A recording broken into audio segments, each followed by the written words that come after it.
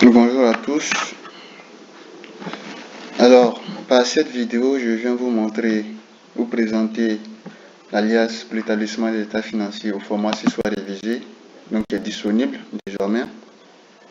Donc, à partir de maintenant, vous pouvez établir vos états financiers au format 6 fois révisé avec cette alias qui est super pratique et facile à utiliser. Alors, cette alias, elle est composée d'une table de conversion et des états financiers.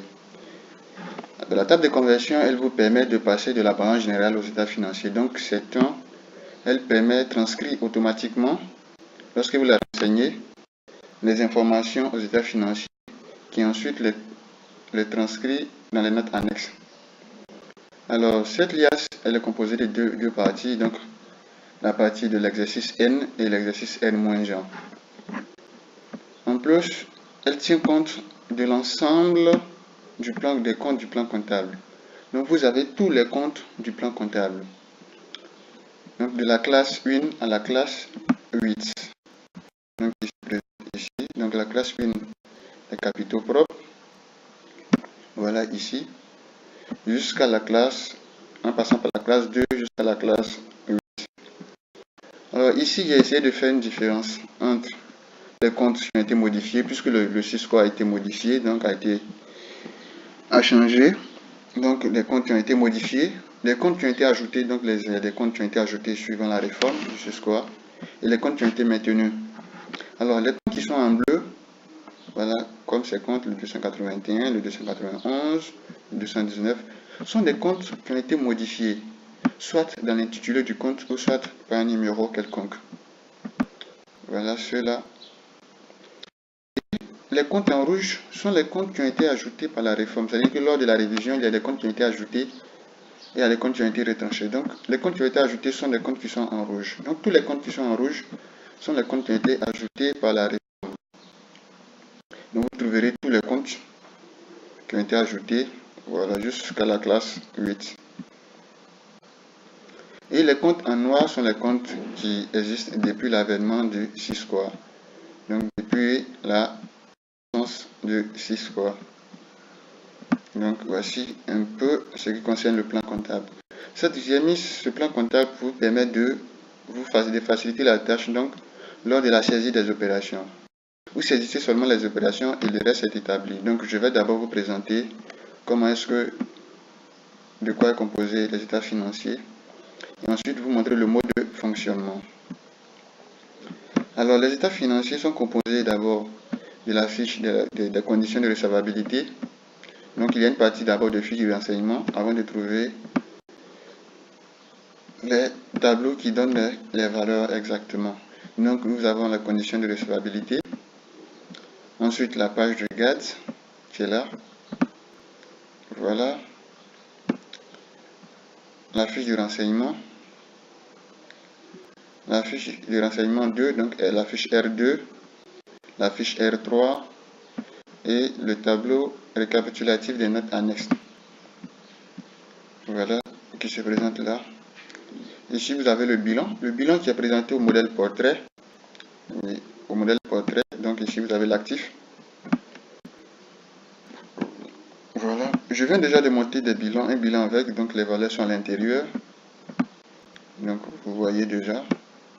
Quand je fais ça, tout est lié à la table de conversion. Donc tout ce qui est là est lié à la table de conversion. Depuis que j'ai rempli la table de conversion, tout s'est déversé ici. Ensuite, vous avez le passif qui se présente là. Alors, j'ai utilisé le modèle portrait pourquoi? Parce que, suivant les règles d'application du sous-score révisé, il faudrait que les notes annexes ou bien les éléments constitutifs des états financiers soient précis et concis. Donc, les rubriques où il n'y a pas de valeur, pas de RAS ou pas de rubrique sans valeur. Je prends par exemple cette note, la note H, la rubrique AH, donc autre immobilisation incorporelle, qui n'a pas de valeur. Je peux tout simplement la supprimer. Voilà comme ça, sans que ça ne porte de préjudice sur les formules. C'est-à-dire que tu peux supprimer tous les éléments qui n'ont pas de valeur, sans que ça ne porte de préjudice sur tous les autres éléments. Donc cela comme ça, vous regardez la ligne et vous supprimez. Voilà. vous verrez que mon bilan sera concis et précis. Donc, il n'y aura pas de cases vides. Non plus jamais, il n'y aura plus de cases vides. Voilà comme ça. Et voici comment est-ce que ça se présente. Vous voyez que mon bilan est concis et précis. Voilà.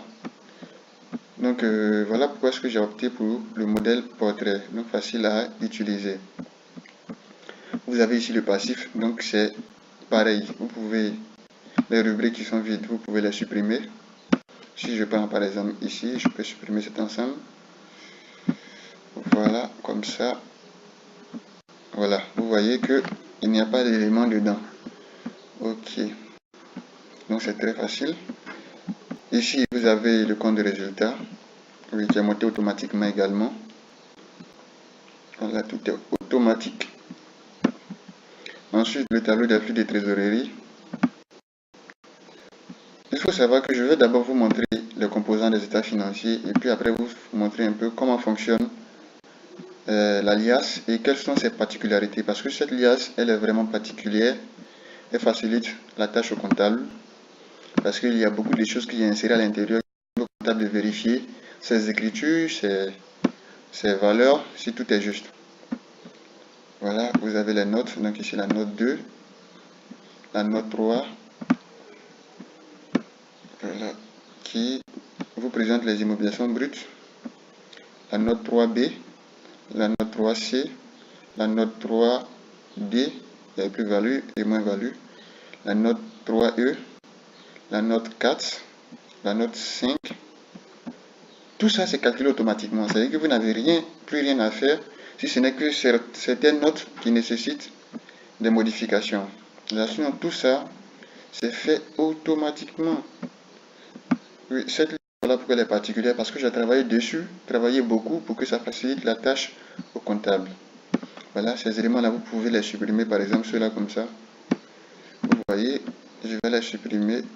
Voilà. Et vous voyez que c'est concis et très précis.